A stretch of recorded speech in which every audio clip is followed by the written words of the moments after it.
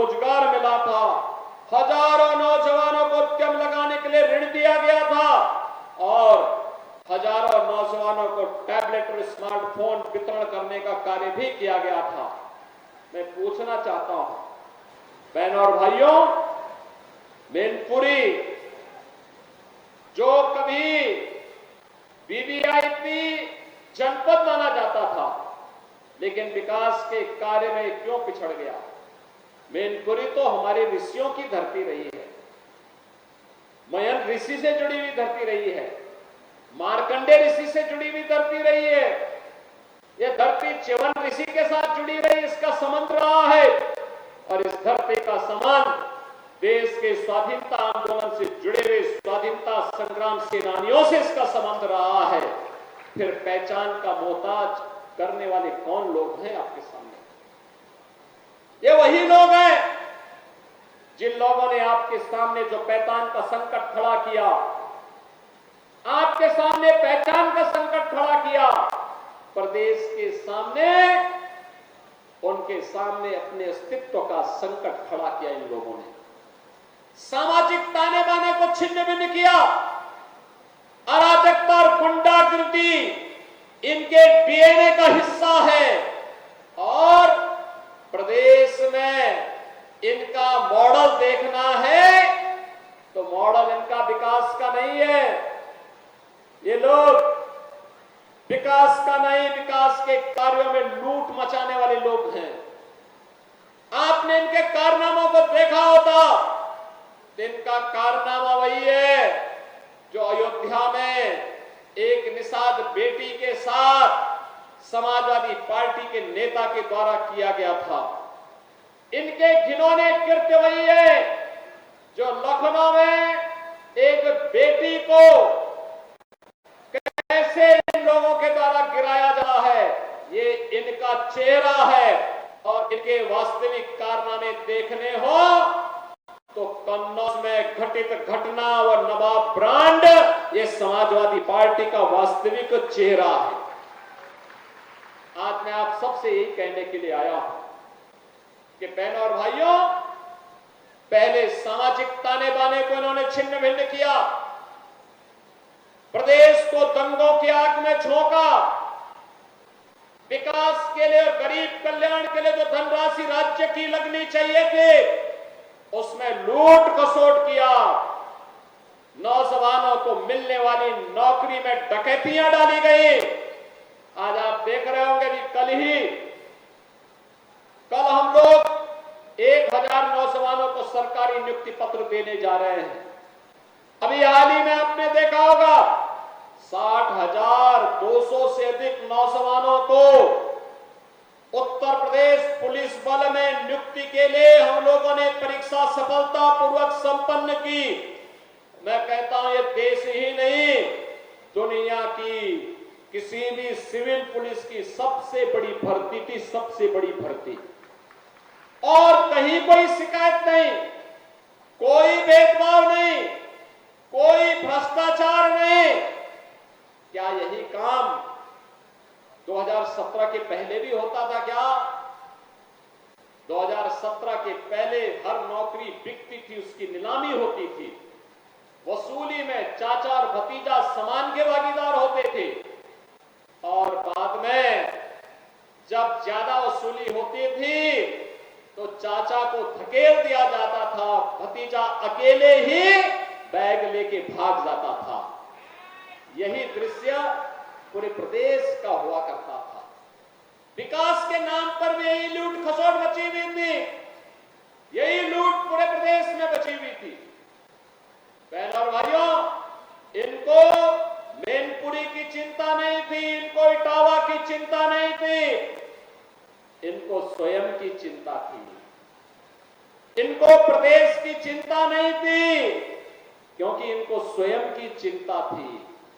और इसीलिए जब उनको लगा कि अब उत्तर प्रदेश सुरक्षित नहीं रहा तो इन लोगों ने तो अपने लिए दुनिया के अलग अलग देशों में द्वीप खरीद ले होंगे, लेकिन बहनों और भाइयों, हमें और आपको तो इसी प्रदेश में रहना है, हमें और आपको इसी प्रदेश में रहना है।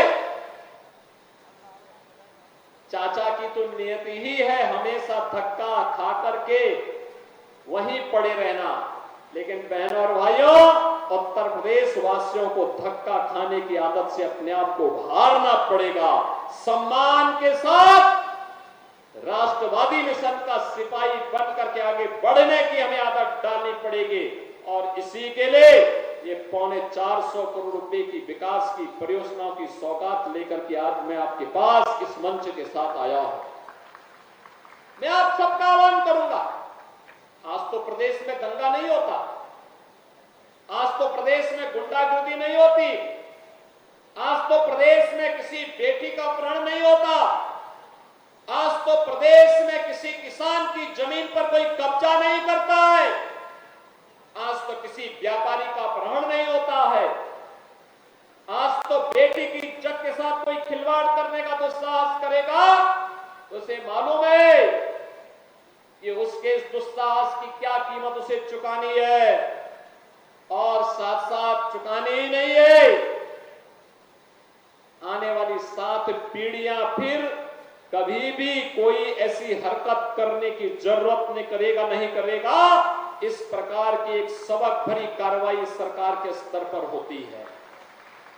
बेटी की सुरक्षा हो या व्यापारी का सम्मान, अन्नदाता किसान को शासन की योजना के साथ जोड़ने का कार्य हो या नौजवान के हाथ को रोजगार के साथ जोड़ने का कार्य, ये सभी आज मजबूती के साथ चल रहा है। और इसीलिए तो जब 25 करोड़ उत्तर प्रदेश वासी बोलता है तो 25 करोड़ की आवाज एक साथ जब आगे बढ़ती है तो बहनों और भाइयों, ये 25 करोड़ की आवाज उत्तर प्रदेश को अब बीमारू राज्य नहीं बल्कि देश का एक विकसित राज्य के रूप में स्थापित करता है, अनलिमिटेड पोटेंशियल के राज्य के रूप में स्थापित करता है। आज उत्तर प्रदेश विकास के नित नए मॉडल प्रस्तुत कर रहा है, सुरक्षा का मॉडल प्रस्तुत कर रहा है, नौजवानों के लिए स्टार्टअप का मॉडल प्रस्तुत कर रहा है। याद करिए 2017 के पहले कोई उत्तर प्रदेश में नहीं आता था। हमने इन 7.5 वर्षों में आपके आशीर्वाद से और प्रधानमंत्री मोदी जी के मार्गदर्शन में 6.5 लाख नौजवानों को सरकारी नौकरी दी, 2 करोड़ से अधिक नौजवानों को निजी क्षेत्र में निवेश के माध्यम से सरकारी निजी क्षेत्र में उन्हें नौकरियां उपलब्ध करवाई, और 60 लाख से अधिक व्यापारियों को और युवाओं को अपना स्टार्टअप और उद्यम स्थापित करने के लिए स्वतः रोजगार के साथ जोड़ने का काम हुआ। बहनों और भाइयों, इससे पहले उत्तर प्रदेश में निवेश के अनुकूल माहौल नहीं था। जब व्यक्ति ही सुरक्षित नहीं तो पूंजी कहां से सुरक्षित होती।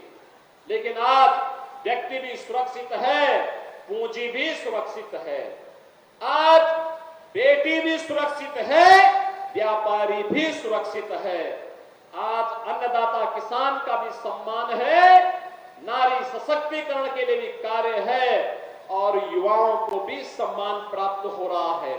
और उसी अभियान के क्रम में आज एक बार फिर से मात्र 1 सप्ताह में ही पूरी सरकार आपके द्वारा ये आपसे कहने के लिए कि विकास की इस प्रक्रिया में अब जाति के नाम पर विभाजित होने की आवश्यकता नहीं, विकास की इस प्रक्रिया के साथ जुड़ने की आवश्यकता है, जिससे आप भी विकास कर सके, मैनपुरी भी विकास कर सके, करहल भी विकास कर सके, यहाँ का नौजवान भी, यहाँ का अन्नदाता किसान भी, यहाँ का व्यापारी भी और यहाँ की नारी भी विकास की प्रक्रिया में जैसे किसी बांध के 4 पहिया होते हैं, एक साथ मिलकर के चलती है तो गाड़ी की स्पीड बढ़ती है, ऐसे ही 4 मजबूत आधार स्तंभ बन करके मैनपुरी को भी विकास की प्रक्रिया के साथ जोड़ने के इस क्रम में हम सबको सहभागी बनना पड़ेगा।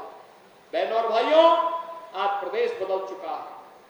याद करिए 2017 के पहले मैनपुरी के वो लोग जब यूपी के बाहर जाते थे, लोग शक की निगाहों से देखते थे, सम्मान नहीं था।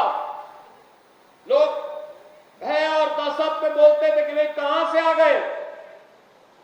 होटल की बात तो दूर,